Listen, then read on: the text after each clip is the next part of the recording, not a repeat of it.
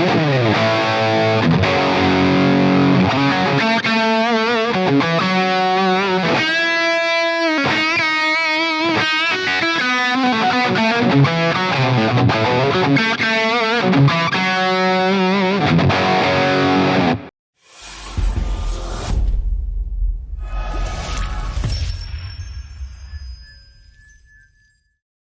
everyone, my name's James Ivey. I'm Paul Drew. From the Studio Rats.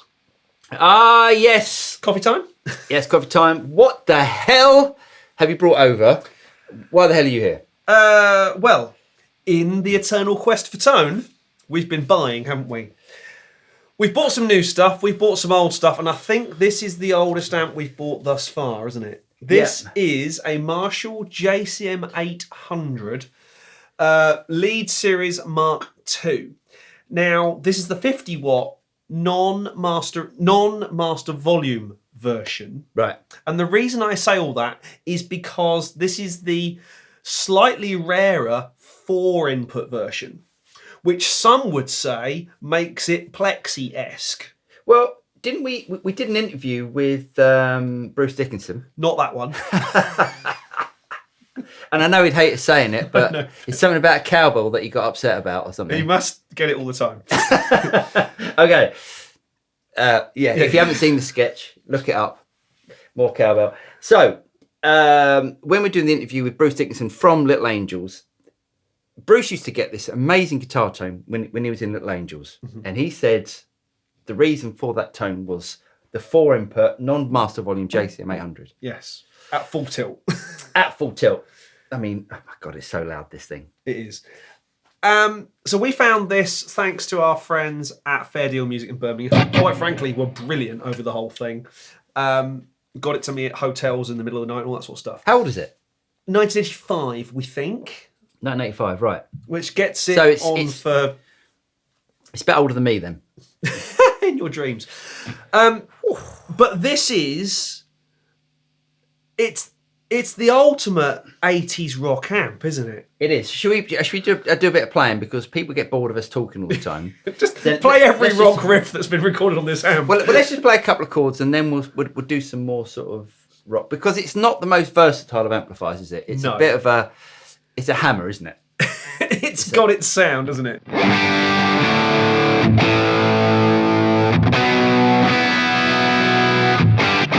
But it's a good sound. It's a great noise.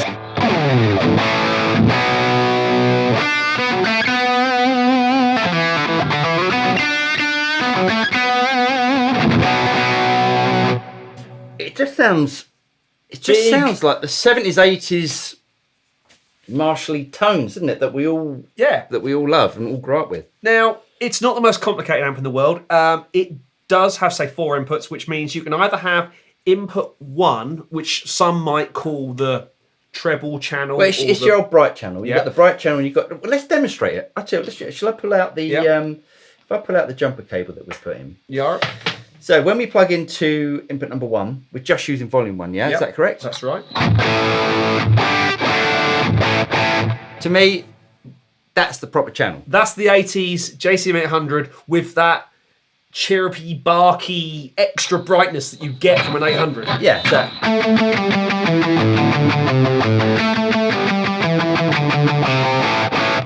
It's that sort of sound, isn't it?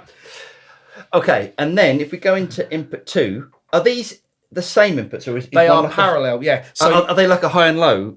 No, they are. They're parallel, because when you jumper into them, it's basically if you could wide split the cable, you could do that perfectly well. That's all that does effectively. Okay. So and then you've got volume 2. So think of it like a Plexi, where volume 2 is your bass channel. Actually, it's not as dark as I thought it'd be.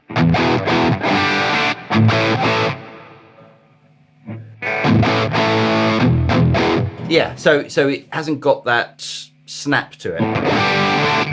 It's still a good noise.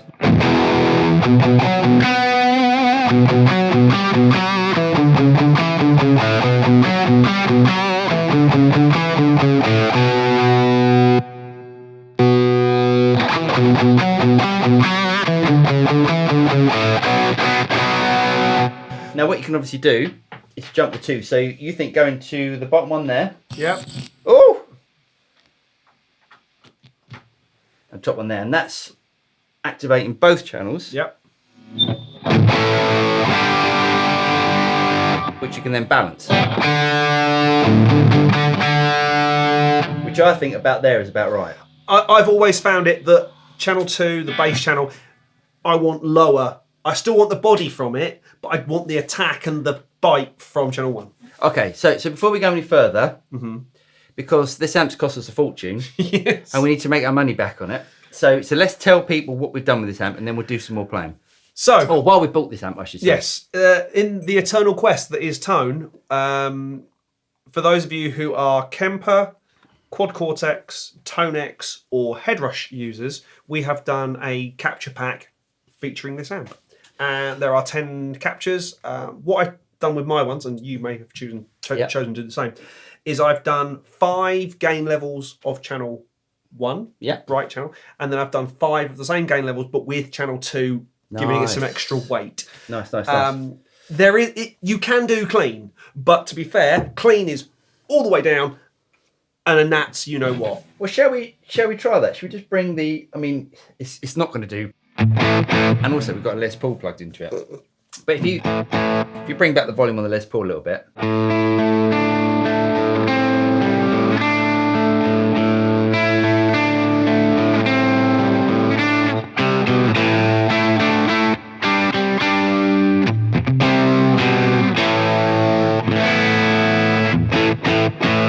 Clean for you. Huh? It's fairly clean for me, but it is that.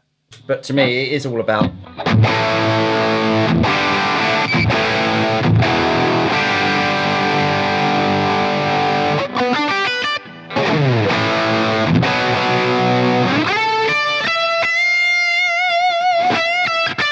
Go on, you play some Gary Moore for me. that's all I know how to play. Yeah, just play something.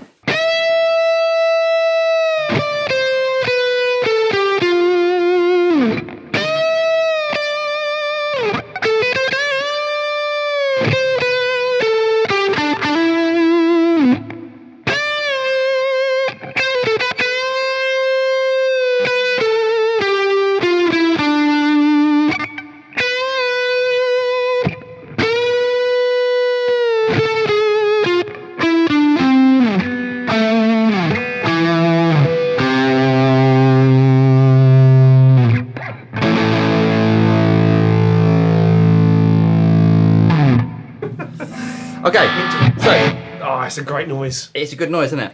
It's a good noise. So, what else can we say about this amp? Give me my guitar back. It's such a one-trick pony of an amp, but it's such a fantastic trick. The EQ in it is not the most powerful. You can wind the middle out and get a slightly more metally type sound, but it's not. It's a metal amp. It's a metal amp, possibly with pedals put in front of it, but it's not. It's not that really tight metal sound that loads of modern guitar players would like. For me, it's fantastic because it's got character. It's got a bark to it, which loads of amps haven't got, and that is what Marshall were known for. Yeah, and it's it's a weird kind of hybrid between the Plexi era and the JCM 800 era. It really is that kind of mid-range, that sort of mid-focused time. There is photographs and stuff that I will drop into the video of Clapton with his stack of these. Oh, really? That was sold at Bonham's a few years ago. Wow. He was using 2 of the 50s and 2 of the 100s, I think. Is this standard with the biscuit weave as well? Yes, that was standard. I think so. Yeah. Interesting. There's not many of these 4 inputs around. You see a lot of the 2 input. Yeah. You see a lot of the single input and the single input master volume, and then the dual channel, which was the amp that I had before I was an idiot and sold it. Yeah. But this is quite a rare beast. To be honest, I don't think it's an amp I'll keep, because once we've done the captures, we've got the amp. That's the whole point of captures. Yeah, we've got to move it on to get the next amp. Yes. Do some more captures. But it is a fantastic noise. It's truly an iconic rock and roll noise. Play some more iconic rock and roll noises.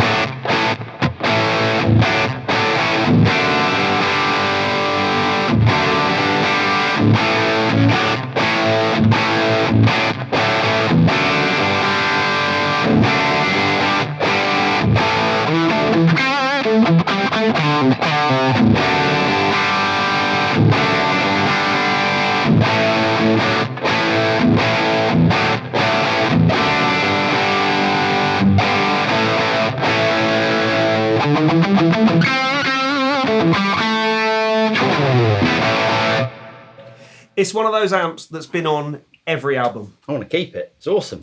So if you want to check out the captures, I'll leave a link in the notes below so you can go and have a look at those. If you want to buy the amp, have a chat with James. Here I am. I think. But what an awesome thing.